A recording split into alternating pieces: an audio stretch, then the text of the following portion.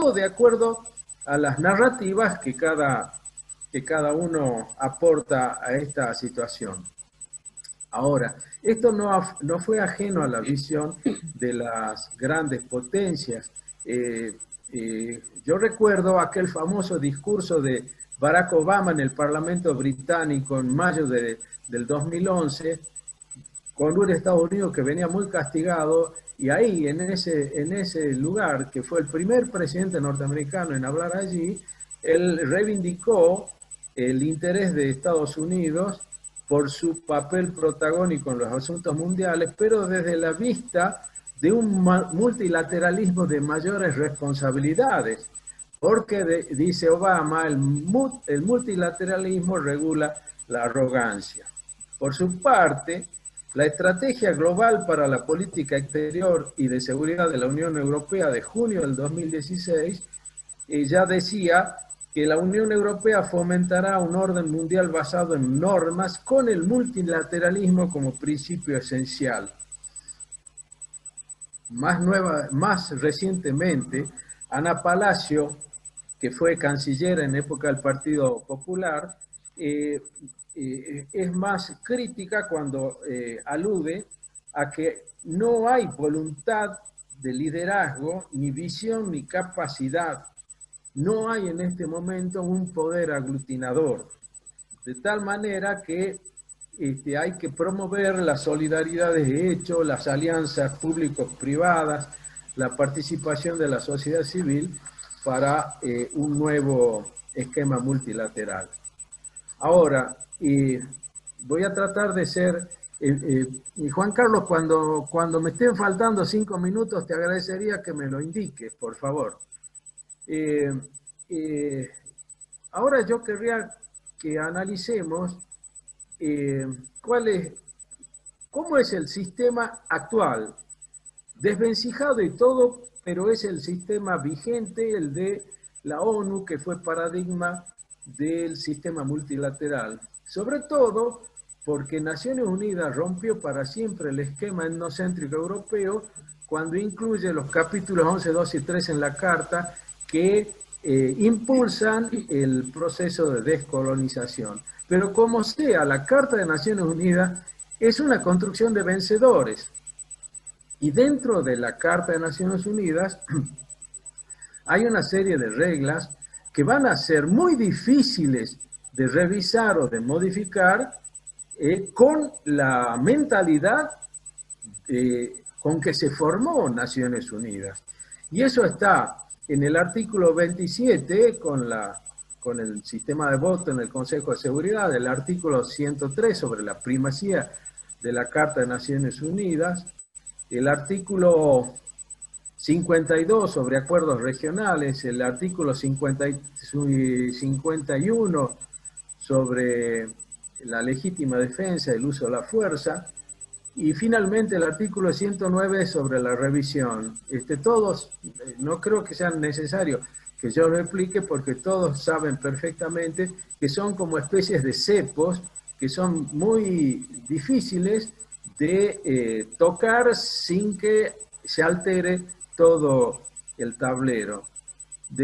Pero de todas maneras también quiero significar que con el paso del tiempo a mí se me ocurre que pareciera que el verdadero orden mundial no se creó en San Francisco en febrero de 1945, sino en Bretton Woods en 1944. Porque en definitiva, todo ese sistema de manejo multilateral de la economía desde la óptica de las grandes potencias es lo que condicionó el funcionamiento del mundo. Pero obviamente no trabajaron ni funcionaron muy bien porque las grandes potencias tuvieron que recurrir al G7 o al G7 más uno, al G20 y por el otro lado los países no alineados, el G77, y de pronto aparecen organizaciones no gubernamentales que intentaban también terciar en debates que no se daban y en soluciones que no venían. A esta altura, creo que hay que decir, en definitiva,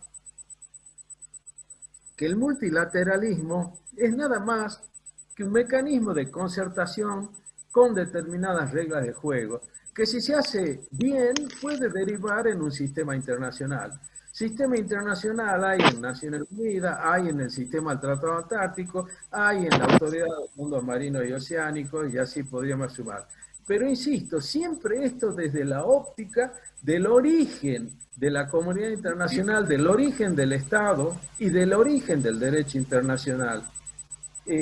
Yo empecé a transitar bastante los libros de Carl Schmitt a partir de generosos regalos de Enrique Mussel y empecé a advertir esa preponderancia del orden de Westfalia como el basamento de todo lo que se vive incluso ahora. Es decir, soberanía, autodeterminación, equilibrio de poderes. A través de prácticas consuetudinarias, nosotros sabemos que la Carta de Naciones Unidas y después la Resolución 2625 van incorporando principios para regular la convivencia internacional importantísimos, y un grupo de esos cuales son erigidos como principios de Jus Cogens.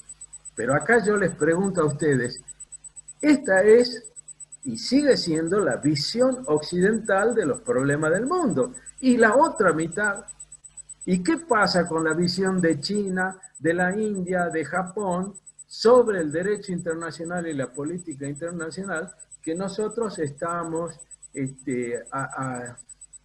padeciendo y asistiendo en este momento?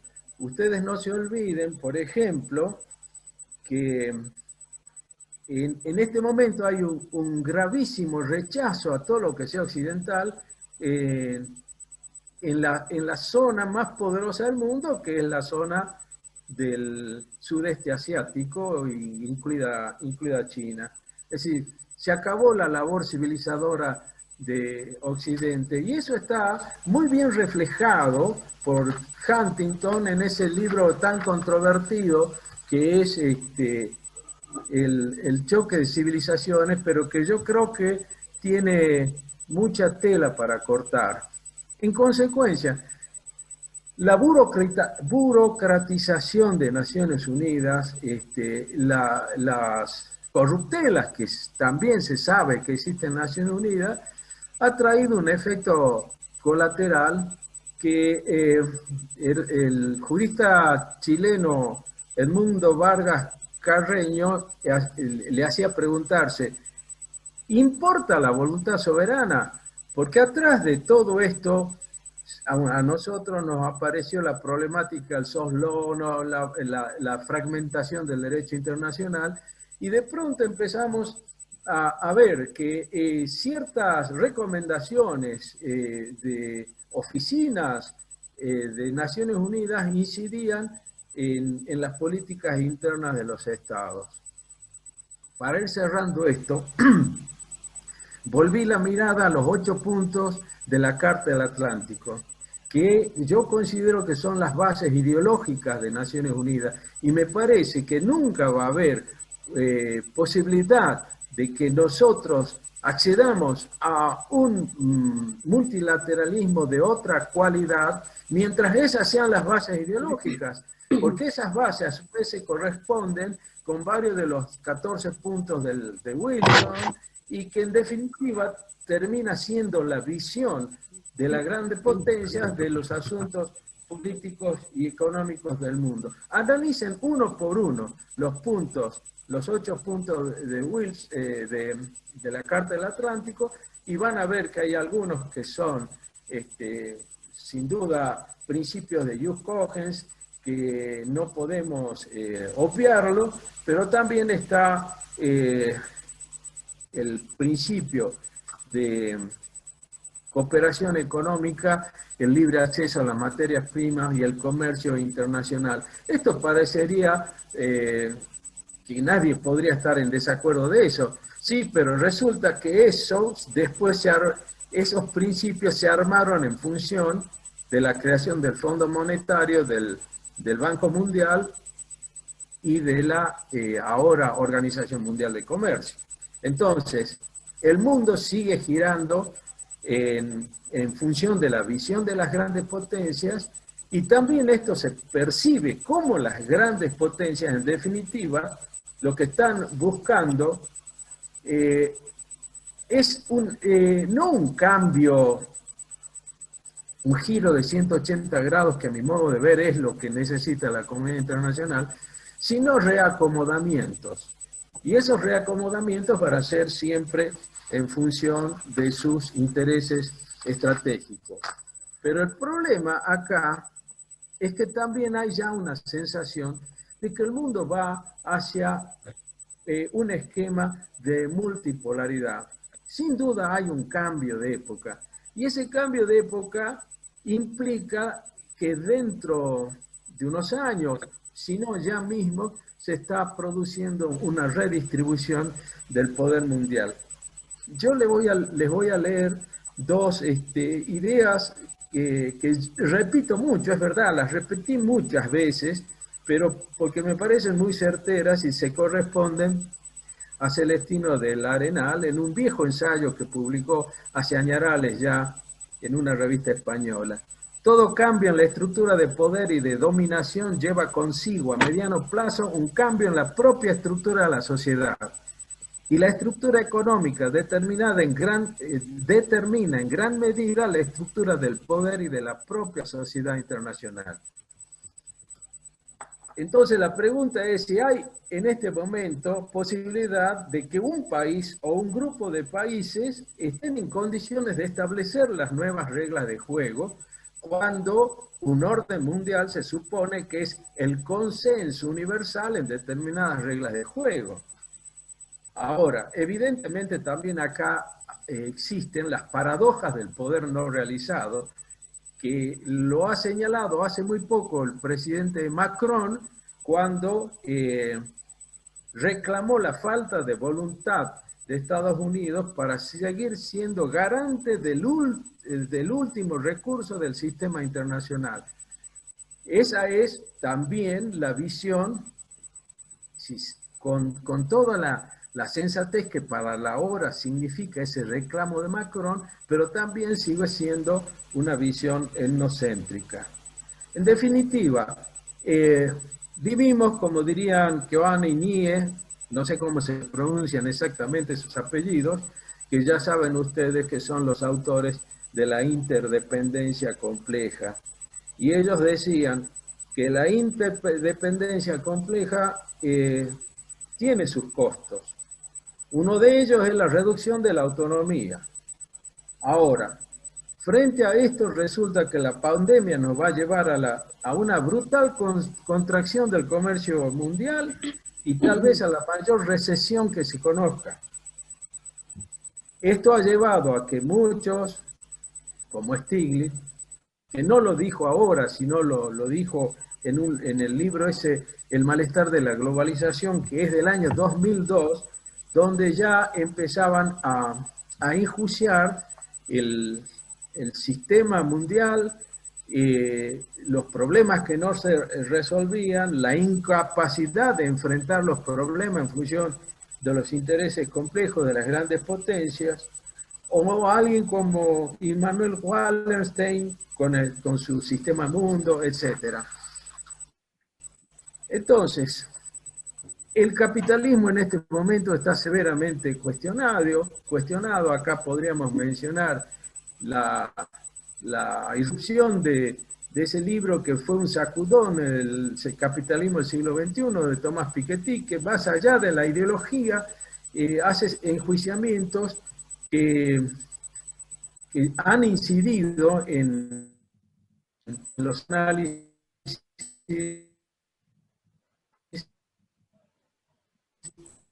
de muchas cancillerías y muchos estados. ¿Cómo voy de tiempo, Juan Carlos? 5 minutos más, Gustavo, sí, sí. Dale. Bueno, sigo, ya voy terminando. Yo advierto también en esto,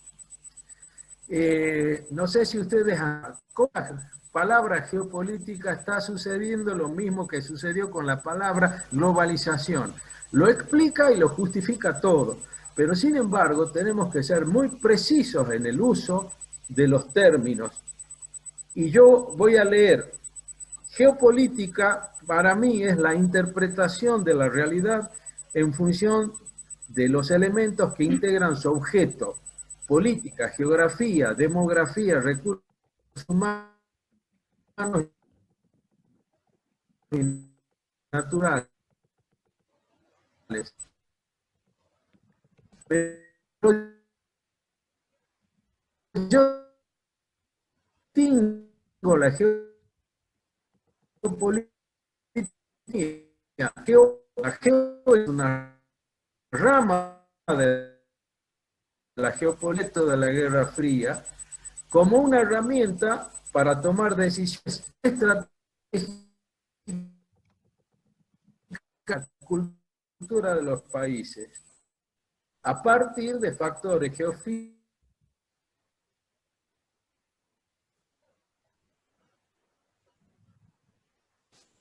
Bueno, continúa. Se cortó, no sé si se cortó toda Entrecorta, Gustavo. la sesión Entrecorta. o se cortó solamente parte. Bueno, ya cierro con esto. Y transforma la rivalidad bélica en enfrentamiento económico. Este concepto hay que tenerlo muy presente. Y después tenemos la cuestión de la geoestrategia, que yo la hago centrar en un tiempo y espacio determinados, vinculados con la economía y geografía, pero que tienen más incidencia en los diseños nacionales o subnacionales. En este momento, diríamos en términos geopolíticos, que hay una confrontación entre los estados talasocráticos y los estados continentales. Y en esto juega mucho la superficie territorial y la cantidad de población. Entonces, si vamos a hablar que el mundo va a un multipolarismo, tenemos acá también hay toda una área, porque hay quienes dicen, por ejemplo, los países del primer mundo, que cada estado es un polo. El ruso Alexander Dugin, que también ha tenido muchas controversias con su libro Geopolítica del Mundo Multipolar, él dice que cuando hablamos de multipolar tenemos que hablar de un polo, de polos constituidos por pocos estados. Ese mundo multipolar así entendido, en definitiva, es la respuesta a la posibilidad de un gobierno mundial y de la sociedad global, que esto es, en definitiva, lo que rechazan los sostenedores del mundo multipolar. El propio Carl Schmitt también, en El Gnomo de la Tierra, ya en 1950 vaticinaba esto, cuando decía: si a lo mejor un pluralismo de grandes espacios coexistentes y coordenados entre sí sea lo que determine el nuevo derecho de gentes en la Tierra. Cierro con esto,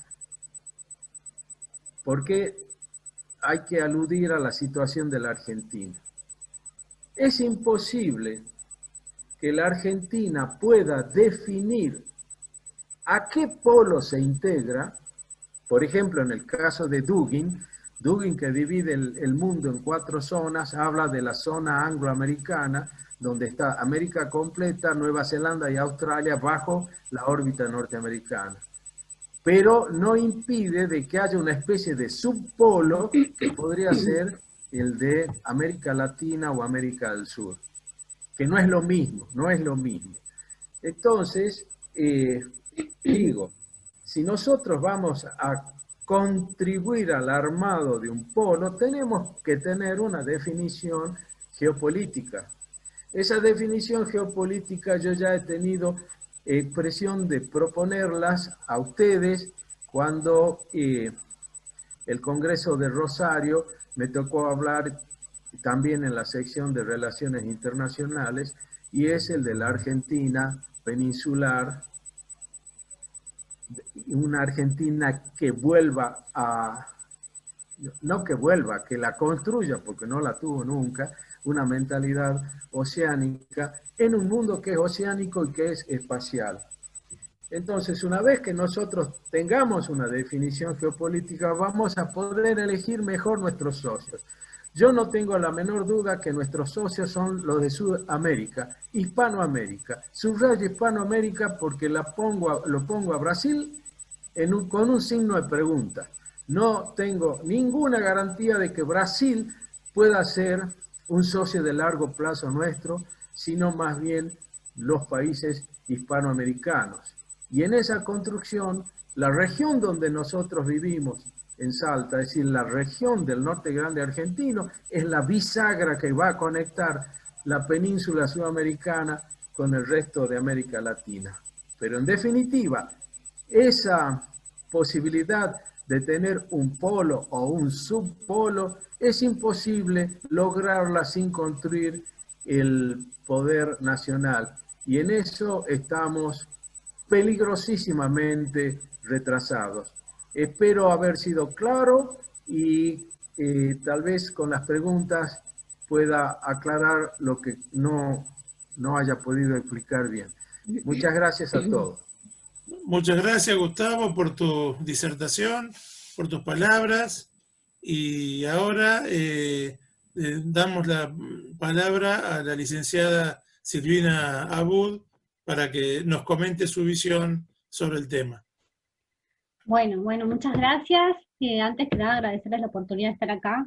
Seguir después de Gustavo, les comento que es mucha presión en lo personal. Así que, bueno, espero que quede claro el punto de vista que quiero compartir con ustedes. Cuando empecé a pensar un poco en la temática, lo primero que se me vino es el contexto actual de la pandemia. Pero como decía la doctora cuando hizo la presentación, son tantas las temáticas que implica el multilateralismo que fue complicado pensar para dónde ir. Pero comencé pensando que en la actualidad estamos en presencia de un mundo globalizado, en un mundo donde estamos todos todo el tiempo hiperconectados, sobre todo ahora que hemos visto cómo comenzamos a depender de la tecnología para todo.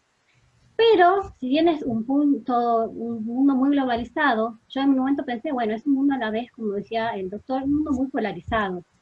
Es como que todavía existen los famosos polos de poder, los famosos estados que todavía tienen el mando o el manejo del sistema internacional.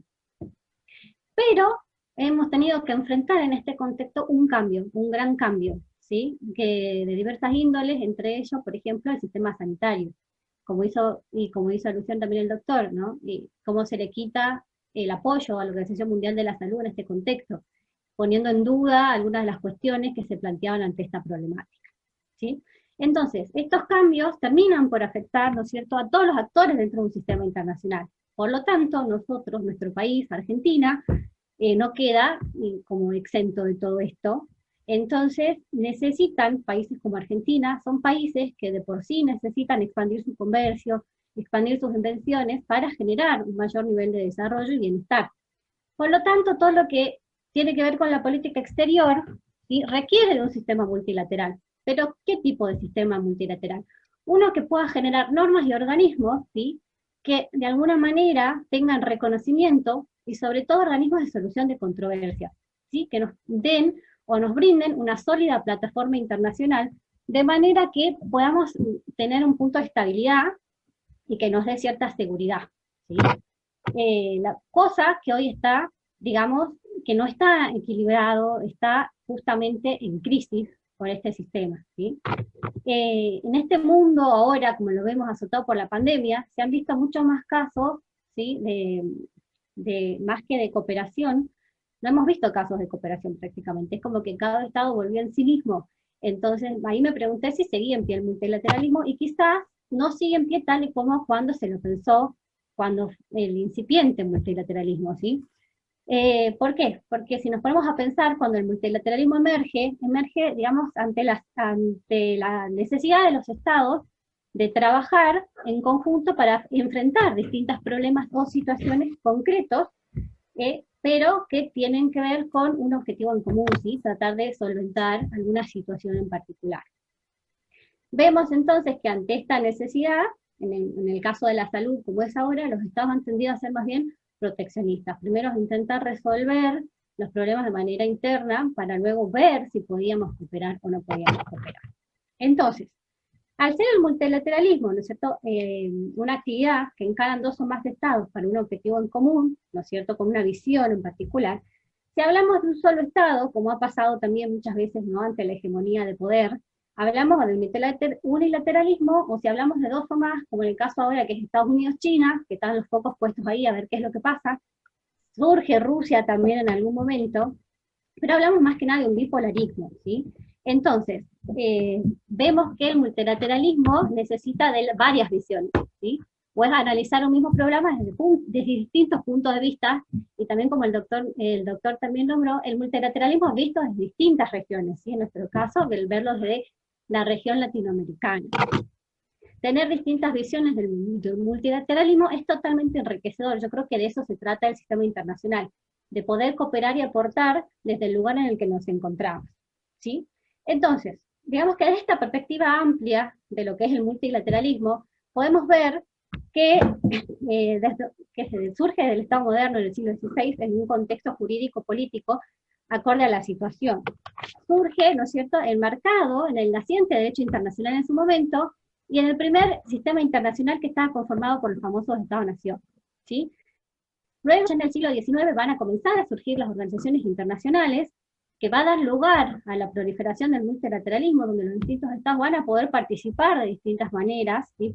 Sobre todo pudiendo contar cuáles son sus visiones, contar cuáles son las problemáticas que los aquejan, y donde Naciones Unidas se constituye como el máximo exponente. Hoy en día Naciones Unidas queda un poco desdibujada ante un contexto de pandemia, ¿sí? Como que no ha podido tener quizás el poder global de brindar una solución acorde a todos los estados que pertenecemos a este sistema internacional. Entonces, si queremos hoy por hoy, esto pensaba yo, representar un conjunto de principios, ideas que tengan un relato creíble, tenemos que tener la capacidad de poder representar esta visión, ¿sí? Y promover estas necesidades o este pensar, ¿no? Porque a veces es un pensamiento que tenemos como país, como potencia, como futuras potencias, de poder poner esto en la agenda global, ¿sí? Buscando socios que compartan nuestra visión. Ahora, pues, cada cual podrá decir, bueno, cuáles son los socios, qué nos conviene, qué no nos conviene. En este momento Argentina está en una situación bastante complicada en lo que relaciones tanto políticas como económicas tiene a nivel de Estado, ¿sí? Entonces, hay que pensar en este multilateralismo, fomentar normas que faciliten, ¿no es cierto?, todo esto, y sobre todo el comercio y las inversiones a nivel global como regional, ¿sí? Quizás también hay que comenzar en algún punto a fomentar o a fortalecer los procesos regionales para poder tener mayor lugar en este nuevo multilateralismo que va a surgir post pandemia, que estoy segura que va a ser bastante distinto al anterior. ¿Por qué? Porque necesitamos contar con los medios para poder actuar ante distintas catástrofes que pudieran suceder. Entonces, si hablamos de cuántos estados necesitamos, y básicamente no hay una, la doctrina no establece cuántos, pero por lo menos necesitaríamos 3, ¿sí? Pero sigo insistiendo que no hablaríamos de multilateralismo, sino de multipolaridad, donde todo queda centrado en los mandos hegemónicos, ¿sí? Donde todavía, en la actualidad, Estados Unidos sigue siendo una potencia, pero sobre todo a nivel económico. Entonces ahí surgen algunas rispideces, ¿sí? ¿Por qué? Porque romper con esta multipolaridad supone romper con el status quo internacional actual, y ante cualquier cambio, ¿sí? Se lo ve como algo que puede ser caótico, no se lo puede ver como algo enriquecedor y algo que permita el crecimiento de las naciones. Entonces siempre hay resistencia, siempre hay como de los grandes mandos o de los grandes polos de poder una resistencia a que cambie el status quo mundial tal y cual está planteado. Entonces, hoy, si yo me ponía a analizar, digo, bueno, hay un mundo bipolar, ¿sí? Estados Unidos, China, que están peleando constantemente por quién conserva o quién tiene mayor poder, ¿sí? Tanto a nivel económico como a nivel militar, como a nivel mundial, digamos, de poder posicionarse y de poder, digamos, en cierta manera tener dominio. esta cuestión bipolar entre estas dos potencias ha atravesado el sistema mundial, de alguna manera nos ha puesto en jaque a todos, ¿sí? Lo que también generó mucho deterioro de la arquitectura multilateral mundial, especialmente en Naciones Unidas. Una respuesta colectiva, por ejemplo, ante la situación pandémica, dependía de que se diera, ¿no es cierto?, un salto cualitativo en lo que es la gobernanza global. Es decir, no se pudieron establecer una regla que de cierta manera, ¿no?, sirva para el orden mundial. Entonces, ¿qué es lo que vamos a hacer? ¿Sí? Digamos que para actuar o para poder ser un factor estabilizador de cambio, ¿sí?, el multilateralismo, siempre desde mi punto de vista, ¿no?, debe desvincularse de las lógicas que los vienen subordinando, ¿sí? O sea, tiene que salir de las condicionalidades y de las perspectivas de los poderes hegemónicos o de los famosos polos de poder. Es decir, tiene que haber como una apertura de intereses, ¿sí?, de distintas naciones y no estar supeditado solamente a los polos de poder. Como decía el doctor, los distintos multilateralismos, como por ejemplo el latinoamericano, que siempre está en pos del bienestar y la inclusión social, el multilateralismo normativo europeo, ¿sí?, que siempre trata de regular y está cada vez más pendiente de lo que sucede con el medio ambiente. Tenemos el multilateralismo asiático, que tiene que ver con el no alineamiento, justamente, y buscar una concertación política mucho más amplia. Tenemos, por ejemplo, el multilateralismo africano, ¿sí?, de postcolonial, que busca un sistema más de paz, ¿sí? Pueden ofrecer distintas normativas y narrativas que sumen, ¿sí?, y logran reinventar de esta manera el multilateralismo mundial, claramente. Entonces creo que hay que tomar un poco de todas estas visiones y ver cómo se reinventa el multilateralismo tal y cual, porque que esté en crisis no significa que no pueda resurgir como una nueva apuesta o una nueva afronta a lo que se viene a nivel internacional. Después pensaba, bueno, ¿y Argentina qué rol juega en este panorama internacional? Entonces yo decía, bueno, a lo largo de la historia, la Argentina no logró convertir su política exterior en una verdadera política de Estado, porque tanto los avatares económicos como los cambios frecuentes en la política, creo que han impedido que esto suceda. Argentina tiene muchos ciclos, ¿sí? Entonces como que no hay una estrategia sostenida en el tiempo que nos permita ganar autonomía en el escenario internacional. Entonces siempre estamos bajo algún polo de poder. Estas inconsistencias en algún momento sí revelaron la idea de formar, ¿no es cierto?, una identidad en común, ¿sí? Yo creo que por eso también desde Argentina hemos sido parte siempre de algunos procesos a nivel regional. Como decía el doctor, hoy en día no sé si Brasil es nuestra mejor ayuda, nuestro mejor actor internacional para lograr salir de todo esto, pero hay que ponerse a pensar que como que se va a reestructurar todo y hay que analizar bien hacia dónde. Yo creo que hay que posicionar mucho el regionalismo en este momento. También, en la actualidad, ante un cambio incipiente de gobierno, que está en transcurso, que está en su primer año, hay muchas problemáticas, entre ellas problemáticas con la inversión, la infraestructura, el cepo al dólar, los cambios institucionales, la reestructuración de la deuda. Entonces, todo esto hace que el posicionamiento, ¿sí?, ante el mercado internacional, inclusive hasta el sistema internacional, ponen a la Argentina en una situación poco cómoda porque no sabemos el apoyo de quién y de quién no vamos a tener. Entonces siempre estamos como a la vista de algo que puede llegar a suceder o de una bomba en el tiempo que puede explotar en cualquier momento, ¿sí?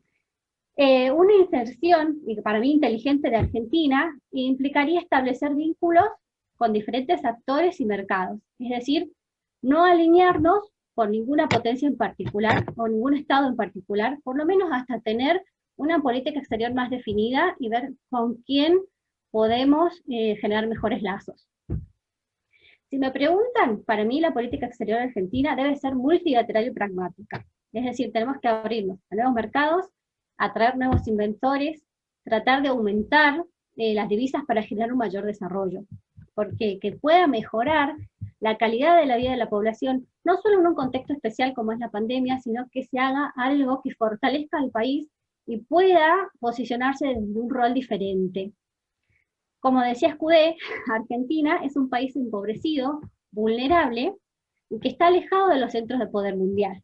Por lo tanto, hay que vincularse de manera inteligente, ¿sí? Y se puede plantear la idea de un multilateralismo periférico, ¿sí? Donde los países que no tengamos un mismo nivel de desarrollo podamos aunar visiones para ver cómo cooperamos entre sí. Entonces, podemos decir que la multilateralidad hoy es compleja y que sí existe o persiste una hegemonía, sobre todo, de Estados Unidos ante el mundo o ante el sistema mundial, ¿sí? Pero hay un contrapeso por parte por parte de China, como de actores de la Unión Europea, que buscan también tener cierto poder, no solo en lo económico, sino también en lo político, sino también en lo militar. Entonces, podemos apertar, ¿sí?, todos, desde nuestros distintos lugares, y cooperar a la construcción de una gobernabilidad más democrática, y siempre en el Estado, o enmarcado en un Estado de Derecho, donde cada Estado pueda exponer, ¿sí?, y compartir sus visiones, quizás sus necesidades, ¿sí?, para que pueda realmente fortalecer su sistema multilateral, porque vivimos en un mundo globalizado, totalmente hiperconectados, y creo que todos tenemos algo para aportar y hacer algo mejor. Entonces, hay que promover, para lograr este mundo globalizado sin fronteras, porque nosotros los internacionalistas, como nos gusta decir, nos gusta pensar en un mundo sin fronteras, hay que fortalecer una agenda multilateral, tanto a nivel mundial como a nivel regional, ¿sí? Entonces, pero tiene que ser de manera planificada y pragmática, pudiéndonos despojar de un poco de la historia de cada estado y viendo el escenario actual, ¿sí? ¿Qué es lo que nos demanda hoy como Estado, qué nos demanda cada uno de nosotros como Estado, ¿sí? Considero que el multilateralismo, como lo vemos hoy, va a generar o va a desembocar en un nuevo equilibrio de poder. El tema es cómo queda rearmado o reorganizado este sistema. Creo que post pandemia lo vamos a ver, porque creo que va a haber un preludio de algo más. Esto es el preludio de algo más, y entre ellos de la reorganización del sistema internacional. Sea cual fuere el orden mundial que se geste después de todo esto, Argentina va a asociarse, o la respuesta nuestra va a orbitar en torno a los objetivos que se estableció en nuestro país, que es sobre todo lograr un desarrollo interno, es decir, estamos como volviendo al proceso de sustitución de importaciones hace tiempo y allá lejos, porque es la opción de la política comercial externa que vemos hoy en día. Que debería ser sostenida en el tiempo y lograr que el consumo permitiera el crecimiento del país, ¿sí? Voy a ir cerrando, espero haber sido clara, hablo rápido, perdón, soy nerviosa. Voy a ir cerrando con unas palabras del Papa Francisco, que expuso hace poquito en la Asamblea de Naciones Unidas, ¿sí? Y creo que, como él dice, estamos ante dos situaciones posibles. Una, o fortalecemos el multilateralismo, que permita una solidaridad fundamental en la justicia y en la democracia, donde todos los estados podamos participar en mayor igualdad de condiciones, nunca digo en igualdad, pero en mayor igualdad de condiciones. O por otro lado, tenemos el camino del proteccionismo, ¿sí?, donde cada estado va a volver a resaltar la autosuficiencia, van a volver los nacionalismos quizás exacerbados, donde vamos a volver al individualismo y al aislamiento, que creo que eso no ayudaría al desarrollo de la periferia, y por eso a mí me gusta hablar, o me gustaría pensar en un multilateralismo periférico. Así que, bueno, eso es todo, y a mi entender quiero creer que si bien el multilateralismo, como lo conocemos, está en crisis, creo que va a surgir uno nuevo y renovado que nos va a permitir adaptarnos al mundo que estamos enfrentando hoy. Así que muchas gracias. Eso es todo. Bueno, muchas gracias, Silvina, por tu exposición, por tu disertación. Y bueno, ahora tiene la palabra el doctor Carlos D'Agostino. Bueno, buenas tardes. En primer lugar, quiero agradecer a la Asociación Argentina de Derecho Internacional en la presencia de la doctora presidente Marta Tejerizo, y también al querido amigo Juan Carlos Pérsico por esta invitación, que realmente constituye para mí personalmente un alto honor ya que hace muchos años estuve muy vinculado a la ADI por el doctor Piombo, que está aquí presente, y bueno, este retorno retempla el espíritu. Bueno, aquí tanto Gustavo como Silvina han planteado preguntas, y coincido con esa inquietud que ambos tienen, considerando que cuando, parafraseando a Mario Benedetti, creíamos que teníamos todas las respuestas, la pandemia nos cambió todas las preguntas. Pero sin perder que siempre las preguntas fundamentales son mucho más importantes que las respuestas. En este sentido, mi exposición yo la voy a dividir en tres partes.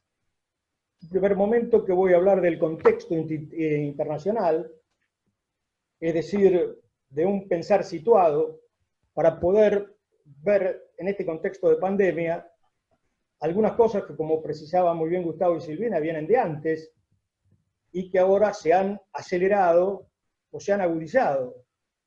El efecto pandemia ha traído una consecuencia realmente acelerado, una serie de crisis que venían, digamos, en tránsito.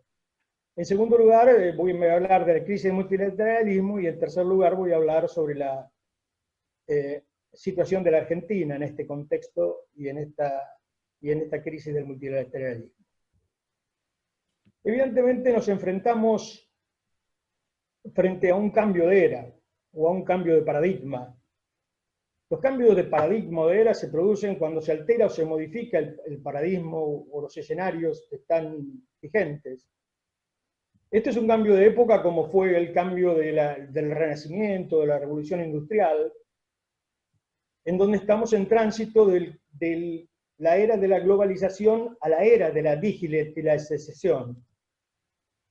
Joseph Piquet, que fue ministro de Relaciones Exteriores de España, en un excelente libro que se llama El mundo que viene, dice que lo que viene no es solo lo que viene, sino lo que se va. Aquí cabe preguntarse lo que está sucediendo en el mundo. Como dijimos, el mundo enfrenta esta situación entre la globalización y la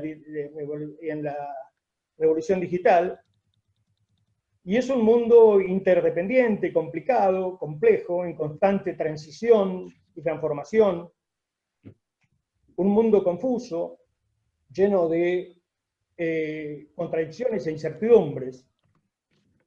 Es decir, un mundo que tiene problemas globales y necesita arribar a soluciones globales, donde compiten modelos, donde hay estados, un mundo de estados y un mundo de regiones, pero hay un hecho notablemente importante, que es la primera vez en la historia del mundo que nos encontramos en que nadie está al volante de este mundo. Es como la película esta, ¿Dónde está el piloto?, ¿no? Es una especie de capital sin barco. El mundo del siglo XXI evidentemente es interdependiente y complejo para la reorganización en clave de soberanías. Acá recién Silvina hablaba de que los internacionalistas tienen gusto por un mundo sin fronteras. Es decir, no tenemos otra alternativa que resolver los problemas globales con soluciones globales. La lección que debemos aprender de la pandemia queda a las claras que esta afirmación es realmente la única salida que tenemos. Cuando se produjo el 75 aniversario de las Naciones Unidas este año, el secretario general, el ingeniero socialista Antonio Guterres, dijo que la pandemia ha dejado al descubierto las fragilidades del mundo, de un mundo con problemas, conflictos y desafíos globales. Muy bien, el excelente académico y gran amigo personal de la George Washington University, Rubén Perina, que en breve va a dar una charla sobre las elecciones de Estados Unidos, dice que el mundo presenta desafíos intermésticos. ¿Qué quiere decir esto? Que en parte son internacionales y en partes son domésticos. Muy bien. En esta crisis global, que abarca todos los campos, como aquí se ha dicho, político, económico, social, es una crisis multidimensional que afecta por encima a las soberanías nacionales, a las razas, a las etnias, a las fronteras, a las crisis que venían, que todos conocemos, como la crisis climática, el calentamiento global, las grandes migraciones que se están produciendo en Europa, Estados Unidos, México, América Latina, Colombia, Venezuela, África del Norte, en el área subsahariana y en Siria, sumada a la crisis tecnológica y a la crisis económica, esta crisis de oferta y demanda que hay en el mundo, de mercados, etc., aparece una nueva situación, que es la pandemia y la crisis sanitaria. Es decir, la pandemia que, como todos conocemos, en apenas 100 días se extendió por todo el mundo. Esta situación nos plantea de reflexionar algo que ya venía, pero que tenemos que, digamos, poner en la mesa de análisis para poder tener un pensar situado, que hay una pluralidad de actores en el pluriverso político contemporáneo. Esos actores políticos globales, como son Estados Unidos y China, o actores secundarios, emergentes o de reparto, como son Rusia, India, Turquía, Israel, Irán, y en menor medida Brasil, los BRICS en general. Pero también esos cambios de actores que se dan en el escenario internacional traen consigo un cambio en el poder global. La sociedad, como decía muy bien hace muchos años Bertrand de Jouvenel en su obra El Poder, es una constelación de poderes.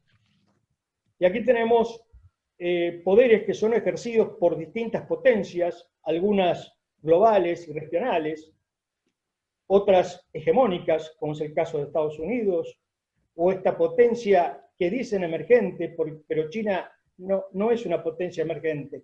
China emergió y pateó el clavero internacional. Tenemos potencias emergentes, tenemos potencias nucleares como son Estados Unidos, China, India, Irán, y tenemos potencias económicas. Otro hecho notable en este tema del poder, y he hablado del equilibrio del poder, es el desplazamiento del poder. En este momento el desplazamiento del poder va del este al oeste y del Atlántico al mundo del Indo-Pacífico. Y si algo no podemos tener ninguna duda de que Europa ya no será el centro de gravedad del poder mundial, sino que el centro de gravedad va a estar en la periferia de Europa. El centro de gravedad va a estar en el área Indo-Pacífica. Pacífico, perdón. Muy bien, frente a estos actores, frente a estos distintos poderes que se presentan y potencias que se presentan, cabe preguntarse cuál será el sistema político de la pospandemia. ¿Cómo va a ser el mundo después de la pospandemia? Evidentemente, todos sabemos que hemos pasado en una generación de un mundo bipolar de la Guerra Fría, rígido, estricto, caracterizado por dos superpotencias, por fundamentos ideológicos y geoestratégicos, a un mundo unipolar a partir del suceso de la caída del muro de Berlín y de la implosión de la Unión Soviética en la Navidad del 91, a un mundo unipolar que evidentemente para algunos duró desde el 1991 hasta el 2008, cuando se produce la crisis de Lehman Brothers, y por supuesto los sucesos de la guerra de Irak, y también los sucesos que todos conocemos de las Torres Gemelas. Para otros, con la pandemia se cerraría el ciclo de Estados Unidos como potencia hegemónica y de la unipolaridad. Evidentemente, vamos a un sistema multipolar, competitivo. Acá Silvina recién lo decía, y también Gustavo mencionó al polémico filósofo y geopolítico Alexander Dugin, asesor de Putin, ahora está con ciertas diferencias, que quiere convertir a Rusia en una potencia, digamos, regional en el contexto europeo.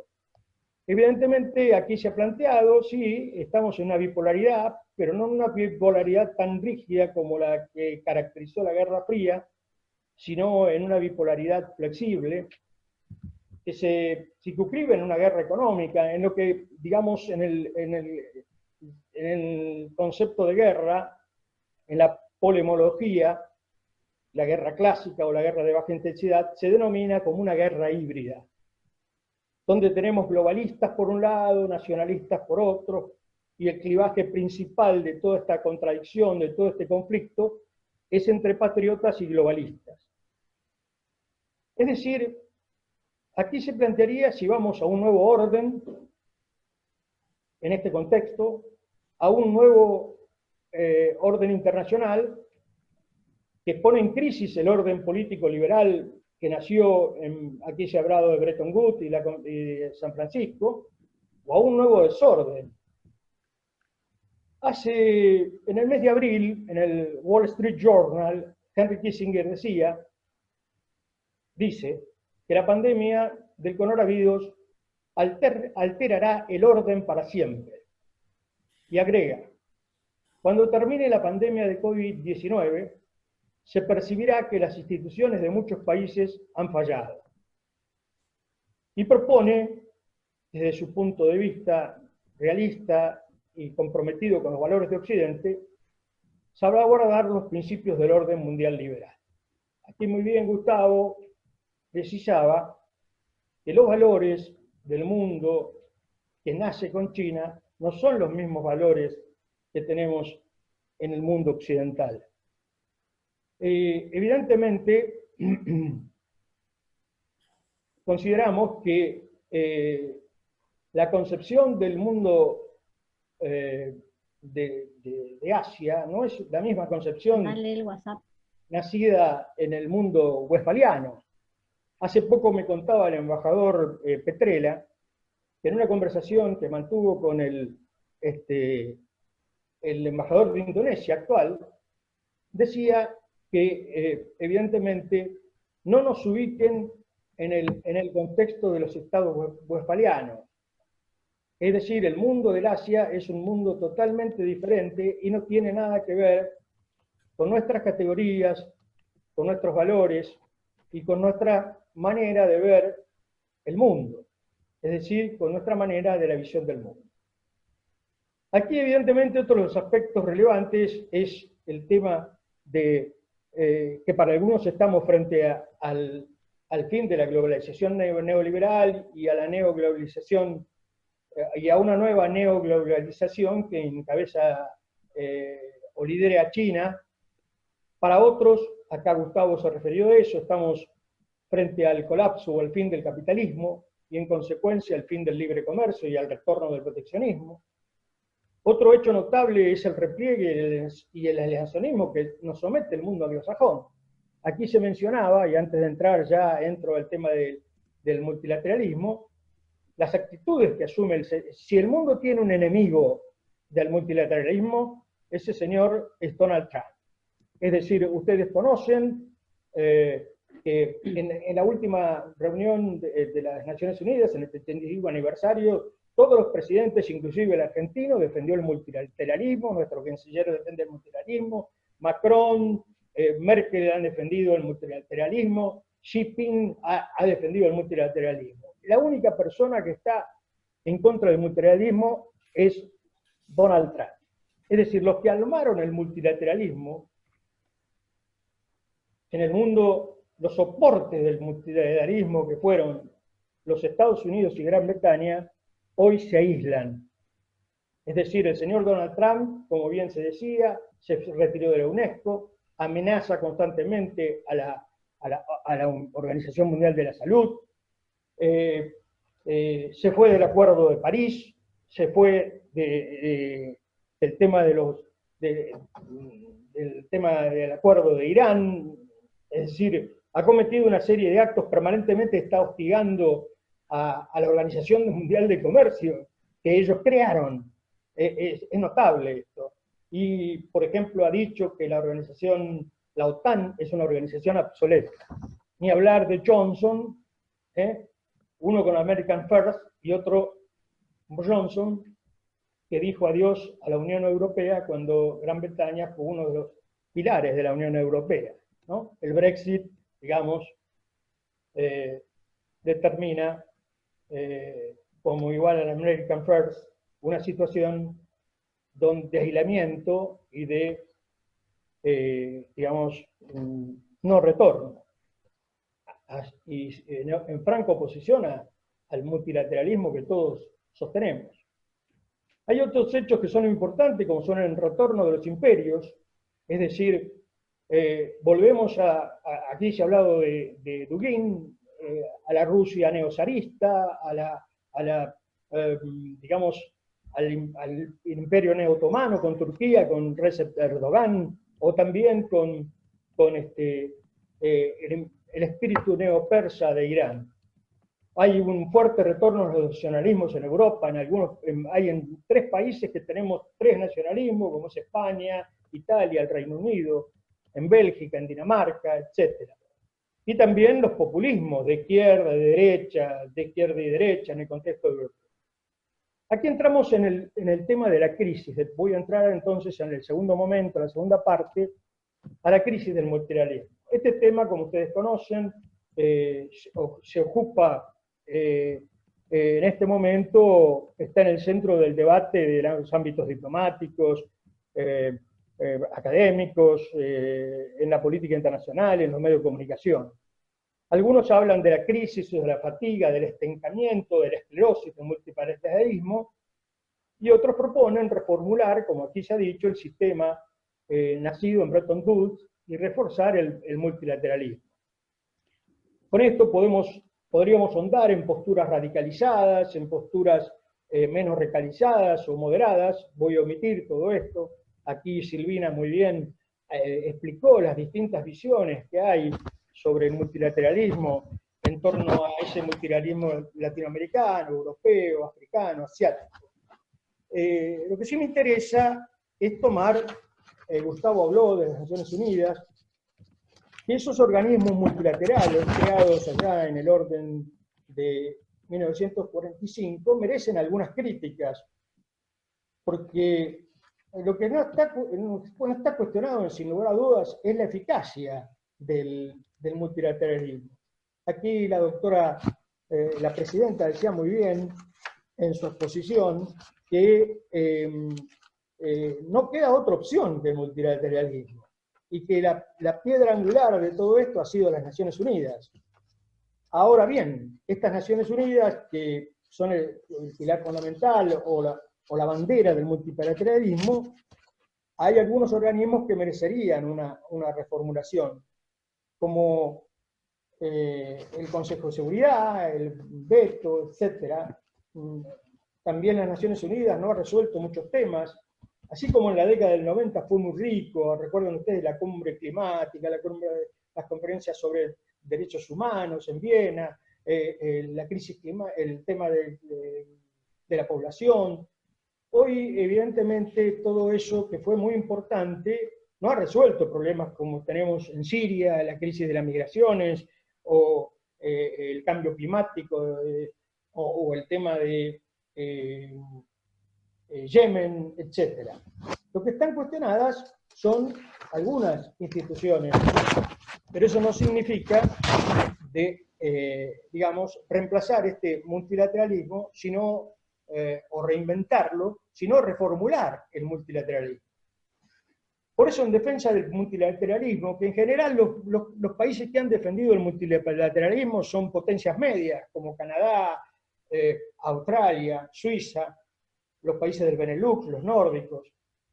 Y como decía recién, la mayoría de los líderes mundiales coinciden en defender el multilateralismo, a excepción de Donald Trump. Este año ustedes saben que se festeja todos los años, el 24 de abril, las Naciones Unidas estableció que es el Día del Multilateralismo. Evidentemente no queda ninguna duda, y aquí se ha dicho, de que el multilateralismo ha sido y es el modelo ideal. Pero ese modelo requiere algunas reformas. Y para reforzarlo o fortalecer el multilateralismo, este año, precisamente el 24 de abril, Antonio Guterres ha dicho que debemos reforzar el multilateralismo, cito, según el actual secretario general, no significa otra cosa que reforzar nuestro compromiso de alcanzar los objetivos de desarrollo y construir un mundo más seguro y justo para las generaciones futuras. Y en este sentido propone un multilateralismo en red, es decir, un multilateralismo inclusivo basado en una interacción con la sociedad civil. En parte, esto coincide con lo dicho por Silvina, analizar el multilateralismo latinoamericano, y en parte con lo que he dicho por Gustavo en cuanto a su propuesta de un nuevo multilateralismo. Evidentemente, estamos a favor del multilateralismo, si bien admitimos la crisis, porque entendemos que su visibilidad y su credibilidad no están cuestionadas. En consecuencia, debemos defender los valores y los objetivos fundacionales del multilateralismo. Muy bien, Gustavo decía que tenemos que las bases ideológicas, decía Gustavo muy bien, están en la Carta de las Naciones Unidas. Y esos objetivos y esos valores evidentemente siguen vigentes. También, en segundo lugar, queremos decir que el multilateralismo es necesario. No queda ninguna duda que en este mundo interdependiente, complejo y complicado, el multilateralismo es cada vez más necesario. Es decir, los problemas del multilateralismo se corrigen con más multilateralismo. Coincido con que decía en tercer lugar la presidenta, que el multilateralismo es la única opción para proteger los derechos humanos, la paz, la seguridad y conseguir un desarrollo sostenible para todos. Es la mejor opción, sin lugar a dudas. Y para ello es necesario más diálogo, más colaboración y más solidaridad. Es decir, no tengamos ninguna duda en afirmar que un mundo sin multilateralismo es una amenaza. Ahora, ¿cuáles son los elementos que hay que reforzar para este multilateralismo? Bueno, como ya dijimos, en primer lugar, defender los valores y los objetivos fundacionales que están en el preámbulo de la Carta de las Naciones Unidas y en la Declaración de los Derechos Universales del Hombre, aclarando que no basta proclamar las virtudes del multilateralismo, sino que debemos seguir demostrando su valor añadido. Y ahí es clave el tema de la cooperación internacional, que debe adaptarse por estos tiempos.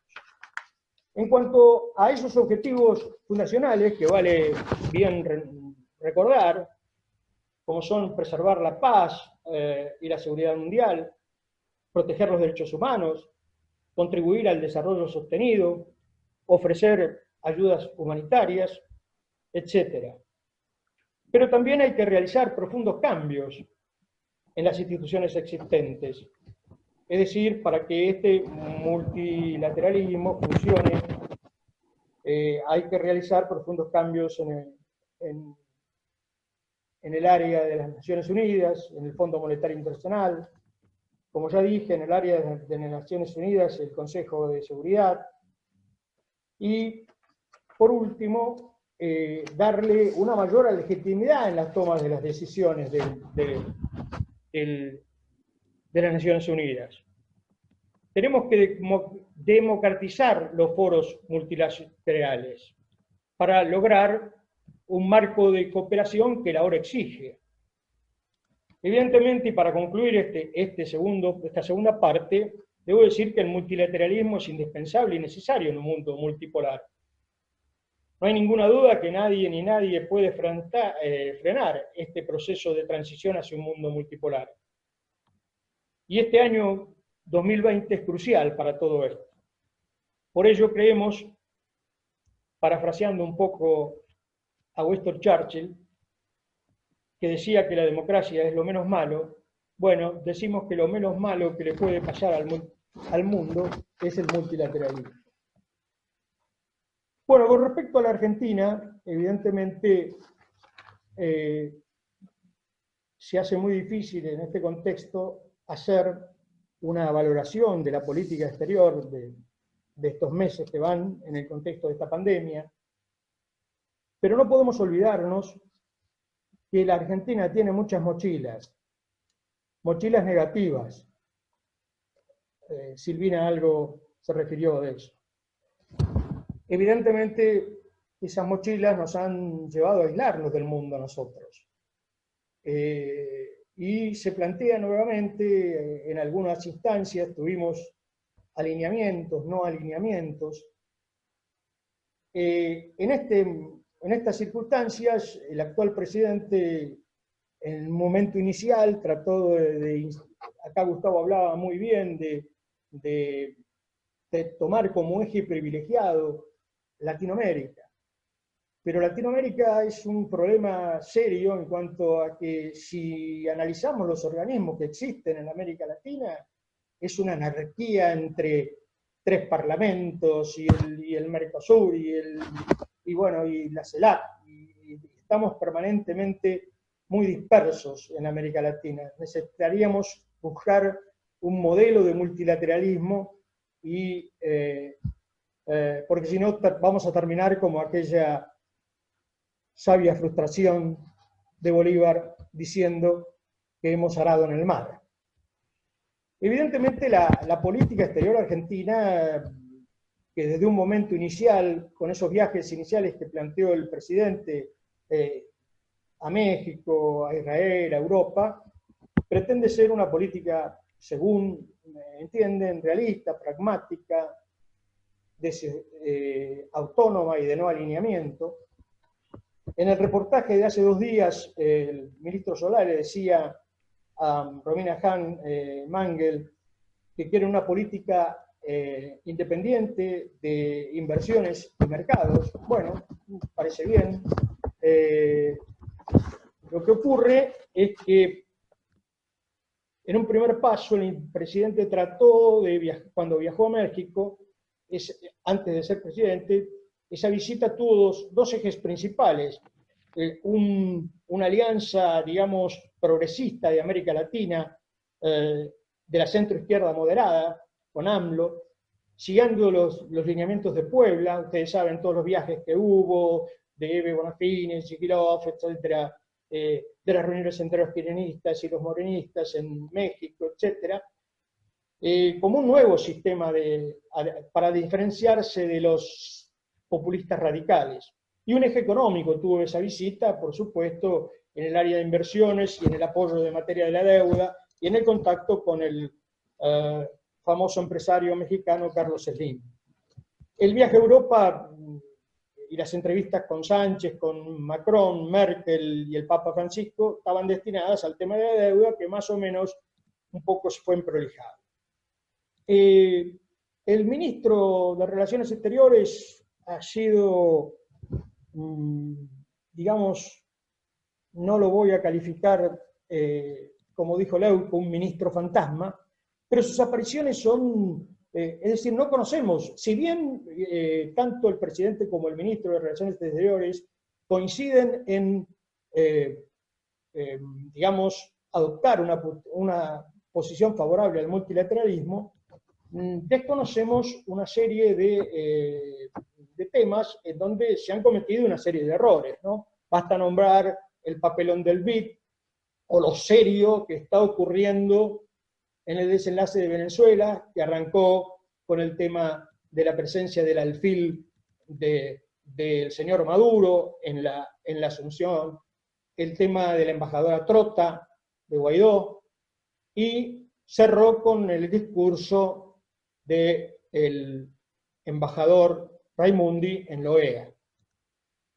Todo el mundo dice que Venezuela es una dictadura, hace horas lo ha dicho Biden, y que, por supuesto, planteó también que habría que rever el tema de las sanciones y de los bloqueos que sufre Venezuela.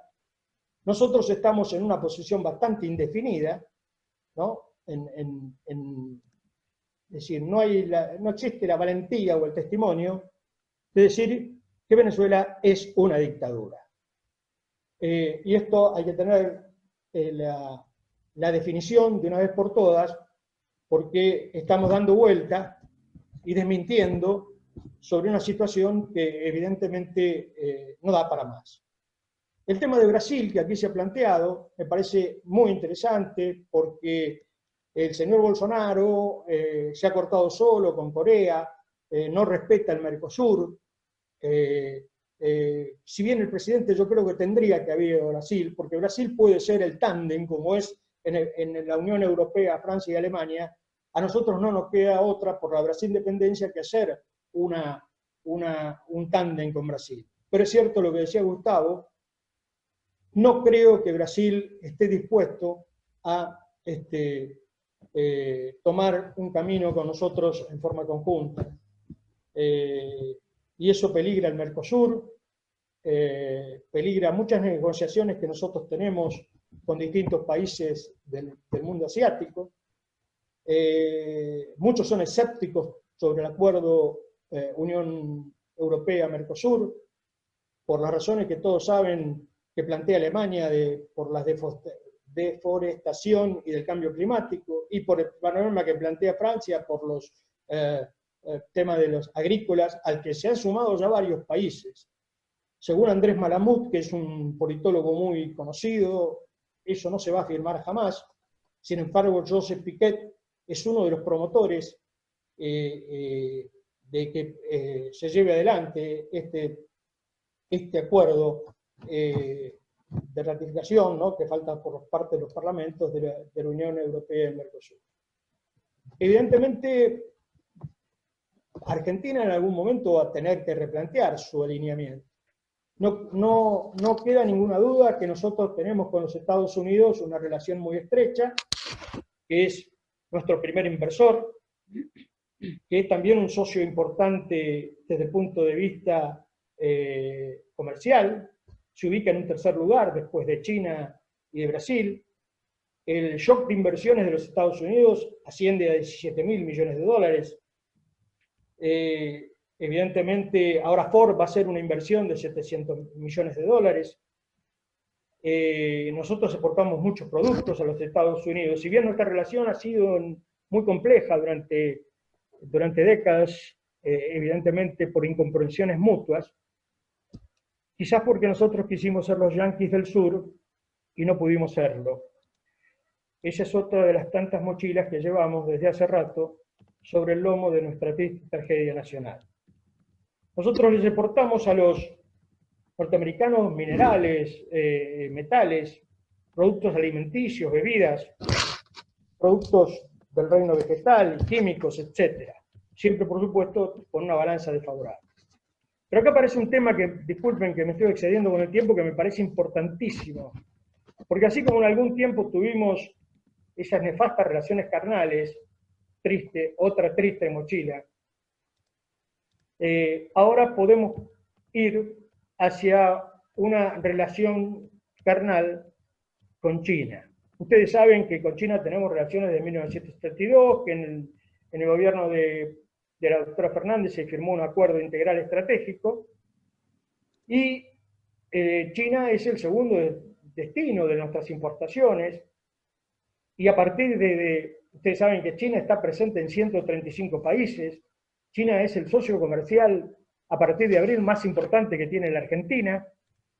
China realiza inversiones en los 5 continentes, inclusive en África a pérdida. Entre esas inversiones que son en acero, hormigón, carreteras, puentes, etcétera, túneles y puertos, son muy significativas, y eso ha llevado a los Estados Unidos a tener cierta preocupación, fundamentalmente en el área de América Latina. Como sabemos, entre los 10 principales bancos del mundo, 5 son chinos, y 2 ya están en la Argentina, el Industrial y de Comercio, el famoso BSI, y el Banco de China. Otro de los temas que le preguntaron al canciller Solá si íbamos a ingresar a la Ruta de la Seda. Ustedes saben que la nueva Ruta de la Seda es la famosa ruta que, digamos, originariamente fue terrestre, ahora es naval, y aparece una nueva ruta, que es la del ciberespacio, donde se van a plantear los nuevos conflictos que tenemos. Porque en el fondo este conflicto entre China y Estados Unidos es el tema del 5G y de Huawei. Y por eso el embajador le ha pedido al canciller Solá que si bien podemos negociar con China, no nos metamos en este tema. Como todos saben, hace días hubo el 29 de septiembre una conversación telefónica a las 9 de la mañana por espacio de 40 minutos, en donde ambos mandatarios analizaron todas el escenario mundial, plantearon fortalecer el multilateralismo, hay que decirlo. Lo notable es que China defiende el multilateralismo, China defiende la paradoja, ¿no?, de todo esto, defiende el libre comercio, y Estados Unidos se vuelve antimultilateralismo, que ha sido uno de los soportes fundacionales del multilateralismo, y se vuelve proteccionista. También acordaron trabajar en relaciones geopolíticas y en lograr una asociación estratégica integral en materia de agua, vivienda, saneamiento, conectividad, energía renovable. Bueno, sin hacer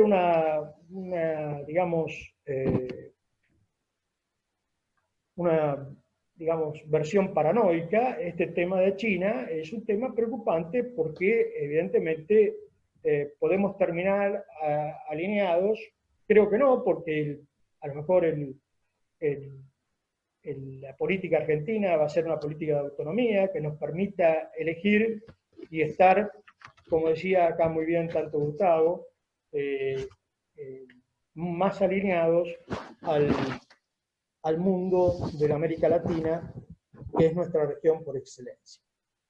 Para concluir, quiero decir algo que escuché hace unos días en una conferencia de Celso Laffer, recuerdan ustedes, el ex ministro canciller de Brasil, en 2 oportunidades, que la política exterior tiene que convertir necesidades internas en oportunidades externas.